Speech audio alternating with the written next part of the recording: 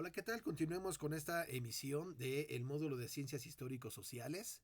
Estamos nosotros en esta parte de la estructura socioeconómica de México, hablando específicamente del milagro mexicano, ¿no? Vamos a comenzar a hablar de esta parte. Así que a nombre del Instituto de Formación, Educación y Trabajo, les doy nuevamente la bienvenida. Esta es la sesión número 2 de Estructura Socioeconómica de México y que corresponde al módulo de Ciencias Histórico-Sociales del examen Exacer. El milagro mexicano fue una época de gran prosperidad. El milagro mexicano es una época gloriosa. Sin embargo, hubo circunstancias que motivaron este milagro, ¿no? ¿Por qué milagro? Milagro es una posibilidad entre mil. ¿Por qué? ¿Por qué podía darse esto? No fue solamente México, fueron varios países, pero en México se dio un gran desarrollo económico por una situación muy particular. Primero que nada, el milagro mexicano comienza en el año de 1940 y dura 30 años hasta 1970, y los presidentes en turno durante el milagro mexicano tuvieron que tomar decisiones muy importantes para que México aprovechara las circunstancias internacionales que estaban ocurriendo justamente por el conflicto internacional que supuso la Segunda Guerra Mundial. Recordemos que la Segunda Guerra Mundial comenzó en 1939 y terminó en 1945. La Segunda Guerra Mundial implicaba la inversión fundamentalmente sobre cuestiones de armamento, ¿no? Era muy importante tener producción de cañones, de tanques, de todo lo balístico y por supuesto de combustible para abastecer los vehículos, así como la cuestión del cuidado y alimentación de los soldados. Entonces, eso era lo principal. Y la parte de la sociedad civil y las personas que vivían en las diferentes ciudades pasaban muchas vejaciones, muchísimos problemas. Había mucha hambre, mucha miseria, mucho miedo, mucha destrucción. Era una cuestión muy difícil en Europa, por supuesto. Pero eso, por supuesto, se propagó al resto del mundo porque no había un comercio internacional que no fuera eminentemente bélico. Sí existía, pero era muy pequeño, y eso permitió que los países latinoamericanos tomaran un poco el control de la economía en el continente americano y que fortalecieran sus propias economías. Fue el caso de México. Las empresas empezaron a crecer y empezaron a surgir muchas, justamente en este periodo, porque no había competencia con los países europeos. Así que empezaron a tener mucha prosperidad. Muchos de los materiales, muchas de la materia prima, mucha herramienta y maquinaria que no era utilizada en otros países, era utilizada en los países latinoamericanos, quienes muchas veces los conseguían a precios de regalo o bajo buenos planes de financiamiento, y eso les permitía crecer y fortalecer sus industrias. Así que si a eso nosotros le añadimos eh, el, el panorama tan vasto en la parte industrial que había dejado Lázaro Cárdenas, ¿no? Con un país lleno de prosperidad, ¿no? A lo mejor todavía no con grandes resultados, pero sí con una infraestructura bastante sólida para permitir el crecimiento económico del país. Pues en ese sentido México pudo avanzar con mucha más facilidad, ¿no? El crecimiento fue constante, ¿no? Estamos hablando de una nación que sí estaba implementando cuestiones de la industria, pero que apenas empezaba a modernizarse. El caso de Pemex empezó a crecer. Y lo mismo con la industria eléctrica y los ferrocarriles, en fin, ¿no? México empezó a industrializarse de una manera muy acelerada durante el periodo del milagro mexicano, sobre todo en la primera parte. Nosotros tendríamos que definir el milagro mexicano en dos partes, ¿no? Una primera parte que sería con los primeros dos presidentes, Manuel Ávila Camacho y Miguel Alemán Valdés, ¿no? Hasta 1952. Esta primera parte es lo que se conoce como crecimiento hacia afuera. Es decir, que en lugar de importar, México exporta, ¿no? Y la exportación está nutriendo la economía mexicana y está creciendo el Producto Interno Bruto. como debe ser en cualquier economía sana. Pero México estaba teniendo un Producto Interno Bruto muy acelerado, muy alto, ¿no? Mucho más de lo esperado probablemente con las estimaciones de principios de la gestión de Ávila Camacho. Estábamos arriba del 6%, ¿no? En un promedio de más del 7% y en algunos casos incluso hasta el 8% de crecimiento anual, lo cual suponía un bienestar generalizado para la capital de México, pero en general para el país, porque había prosperidad y había distribución de alimentos y de enseres menores y en general de muchos productos que México estaba elaborando. Dependíamos cada vez menos de los productos que llegaban de otros países, ¿no? Por ejemplo, de Estados Unidos, que al revés, Estados Unidos, por cuestión de la guerra, estaba absorbiendo todo lo que México producía y por supuesto eso hizo que hubiera mucha prosperidad. Eso es lo que caracterizó, ¿no?, al gobierno de Ávila Camacho. Por la parte política, Ávila Camacho apeló a que no hubiera ya como problemas internos, ¿no? Y sobre todo haciendo un llamado con el lema que utilizaron en aquella época, que era el de unidad nacional, ¿no? Era importante que México estuviera unido ante una situación mundial que era bastante desgarradora, porque la Segunda Guerra Mundial fue bastante lamentable. Y México se mantuvo al margen hasta donde se pudo, ¿no? Porque ya para finales de la Segunda Guerra México tuvo que participar, ¿no? El presidente Manuel Ávila Camacho autorizó que México enviara un pequeño grupo de aviadores mexicanos que participaron con mucha valentía junto con los aliados hacia Asia para defender allí las cuestiones de la invasión japonesa que se estaba teniendo por aquella zona, ¿no? Fueron recibidos, por supuesto, cuando regresaron, ya hacia finales de 1945, fueron recibidos los soldados con honores. Estamos hablando del famoso Escuadrón 201. ¿Okay? La cuestión política interna era de incertidumbre al principio, porque los empresarios estaban viendo amenazada su situación por las políticas socialistas que se estaban implementando. Es decir, no querían que México se convirtiera ya 100% en un país socialista, porque eso implicaba que las empresas tenían que ser dejadas de los empresarios, tenían que entregarse al Estado para que las administrara. Nunca fue así.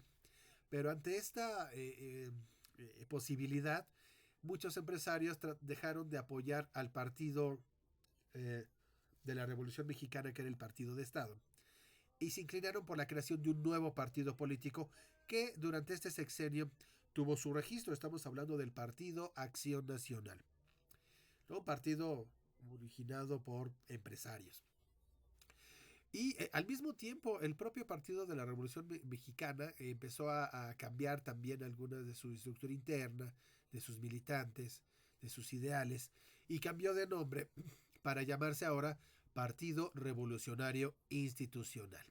¿Okay? Todo esto ocurrió durante esta primera parte de Manuel Ávila Camacho y por supuesto también con Miguel Alemán Valdés. Cuando nosotros hablamos de estos presidentes, tenemos que referirnos a una política económica muy importante implementada por estos presidentes, que es la política de sustitución de importaciones. Así nos las preguntan en el examen, ¿ok? Son con estos presidentes. Y entonces, ¿en qué consiste esto? En lugar de importar, vamos a exportar. Y para poder exportar necesitamos generar mercancías de gran calidad y utilidad para el mismo país, pero sobre todo para otros países. Es decir, hay que hacer industria. Hay que industrializar y modernizar la industria de México. Y eso ocurrió en este periodo. Si hablamos en el caso de Manuel Ávila Camacho, las empresas empezaron a tener ahora muchísima más fuerza. Y es en el periodo de Ávila Camacho cuando surge el Instituto Mexicano del Seguro Social, ¿no? Atendiendo a las necesidades que tenían los trabajadores por seguridad social y servicios de salud. En el caso de Miguel Alemán se apoyó muchísimo la industria, sobre todo la industria de la construcción, ¿no? Hubo muchísimo apoyo en la generación de caminos, carreteras, por supuesto, ingeniería civil. Es en la época en la que se construye el viaducto que lleva el nombre de este presidente, el viaducto Miguel Alemán en la Ciudad de México. Es la época en la que se construye esta gran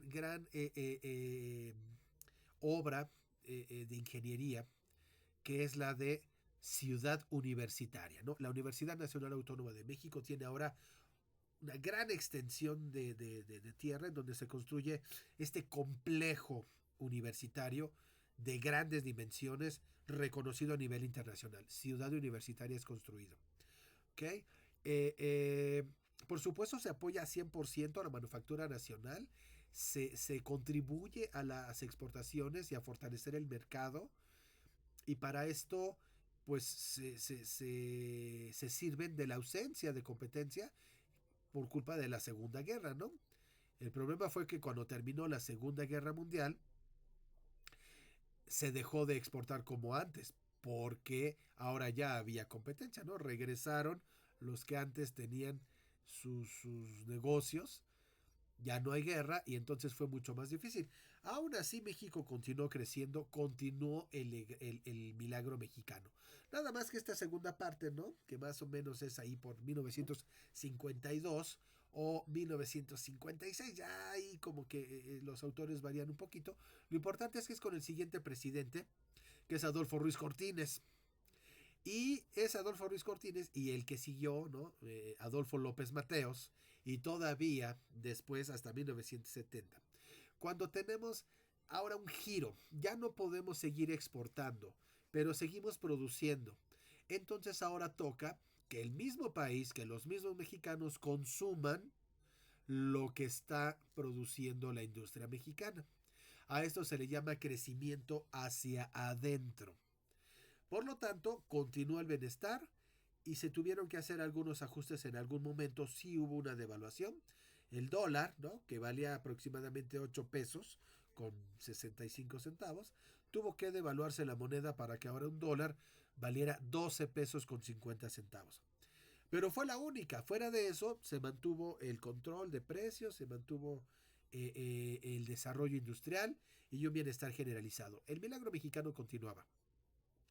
Pero con nuestros presidentes, ahora estamos hablando de una política de desarrollo estabilizador.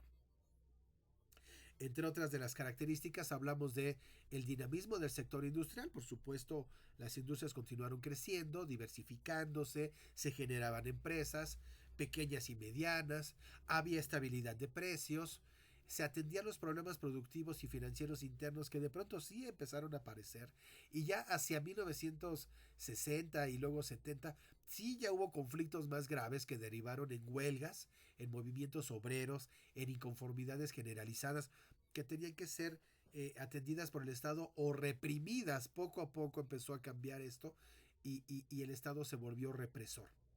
¿Okay? Esta fue la característica de la segunda etapa del milagro mexicano. Es así como llegamos a los años 60 y 70. Hablando de movimientos, no podemos pasar por alto el movimiento estudiantil de 1968. ¿No? Aprovechando que México era la sede para los Juegos Olímpicos de ese año, había muchas manifestaciones para que la prensa internacional se diera cuenta, que ya estaba aquí la prensa, se diera cuenta de la realidad que tenía México en cuestión de problemas laborales y sociales que estaban aquejando a nuestro país. Así que las represiones empezaron a aumentar. Al grado de que cuando surgió un conflicto estudiantil, este se salió de proporciones por la intervención del Estado y poco a poco empezó a politizarse, y eso se agravó tanto que el 2 de octubre de 1968, en una gran manifestación, en una reunión que se tuvo en la Plaza de las Tres Culturas en la Ciudad de México, en Tlatelolco, allí los soldados dispararon, ¿no? Hay muchas versiones, hay mucho que platicar al respecto. Si nos sujetamos a lo que se ha comprobado y se ha dicho en múltiples ocasiones, ¿no? Los estudiantes estaban allí exigiendo y de manera pacífica.